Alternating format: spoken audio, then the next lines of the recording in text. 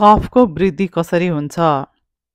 भोजन गरेको तुरुन्तै स्नान गर्नाले, बिना प्यास जल पिउनाले, बासी अन्नको भोजन गर्नाले, दही, सक्खरको शरबत, नारियलको जल, बिना तेल लगाएर नुहाउनु, तरबुजा खानु, मुला खानु, यी सबैले कफ बढ्छ। त्यो कफ ब्रह्मरन्ध्रमा उत्पन्न हुन्छ। ब्रह्मवैवर्त पुराण।